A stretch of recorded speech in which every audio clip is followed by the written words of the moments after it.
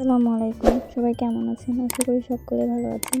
আল্লাহর অশেষ রহমতে আপনাদের দোয়া ভালোবাসায় আমরাও ভালো আছি। তো আজকে একটি নতুন ব্লগ ভিডিও নিয়ে চলে আসলাম। আজকে আমাদের বাড়িতে হচ্ছে ধানের কাজ চলতেছিল। এখন যেহেতু ধানের মৌসুম, তো আমরা যেহেতু গ্রামে বাস করি, তো প্রত্যেকেই হচ্ছে ধানের চাষ করে। তো আমাদেরও ধানের চাষ ছিল। তো ধানগুলো বাসায় নিয়ে আসছিল, সেগুলো হচ্ছে মাড়াই করে, ওগুলো হচ্ছে আবার ফ্যানে উড়িয়ে সুন্দর করে পরিষ্কার করতে হয়। তো আমার শ্বশুররা মিলে হচ্ছে মাড়াই করে দিয়েছিল। তারপর হচ্ছে আমি, আমার শাশুড়ি, আমার দাদি শাশুড়ি মিলে ধানগুলো সুন্দর মতো পরিষ্কার করে নিয়েছিলাম ফ্যান দিয়ে। তারপর হচ্ছে সবগুলো পরিষ্কার করে ঘরে রেখে দিব। এখানে ধান উড়াচ্ছিল আমার শাশুড়ি। তো আমি একটু ভিডিও করছিলাম, ধানের কাজও করতেছিলাম, তার ফাঁকে একটু ভিডিও করলাম আপনাদের সঙ্গে শেয়ার করার জন্য। তো সেটাই আপনাদেরকে দেখাচ্ছি, কীভাবে গ্রামের মানুষ ধানের কাজ করে সেটাই আপনাদের মাঝে শেয়ার করছিলাম।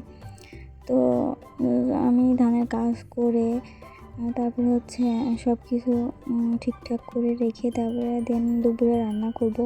যেহেতু অনেক ভোর থেকে ধানের কাজ করা শুরু হয়েছিল, তাই দুপুর হতে হতেই ধানের কাজ করা শেষ হয়ে গেছিলো। এদিকে বাড়ির মধ্যে এই খেরগুলো নিয়ে এসে রাখা হয়েছিল, পালা দেওয়া হবে এই জন্য।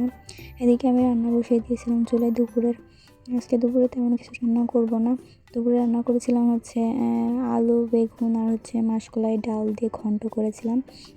আর আপনাদের ভাইয়েরা এটা তেমন একটা খেতে পছন্দ করে না, ওর জন্য হচ্ছে কিছু মাছ ভাজি করব। এখানে আমি যেটা রান্না করছিলাম সেটা হচ্ছে সুন্দর মতো ঘন্ট করে নিয়েছিলাম, তেলে দিয়ে নিলাম। ঘন্টর মেন সারা দিয়ে আসে হচ্ছে এসে তেলে দেওয়ার পরে কে কথায় কি বলে জানি না, আমাদের এদিকে তেলে দেওয়াই বলে। তো আমার তরকারিটা হয়ে গেছিলো। তারপর হচ্ছে আমি মাছগুলো হলুদ লবণ দিয়ে মাখিয়ে রেখেছিলাম ভাজবো এই জন্য। তারপর হচ্ছে চুলায় দিয়ে দিয়েছিলাম, তেলটা গরম হলে ভাজার জন্য চুলায় দিয়ে দিয়েছিলাম। তারপরে ভাজা হলে আপনাদের ভাইকে খেতে দিব।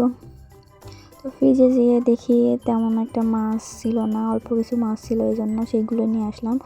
এসে ছোটো ছোটো মাছ ছিল, পুঁটি মাছ, তারপর অনেক রকমের মাছই ছিল, সেগুলো নিয়ে এসে শুধুমাত্র ধুয়ে পরিষ্কার করে ভেজে দিয়ে দিয়েছিলাম আমাদের ভাইয়াকে। তারপরে রুমে এসে দেখি একটা শসা ছিল, এটাও সালাদ করে দিলাম। তো এই তো আমাদের আজকের খাবার মাছ ভাজি।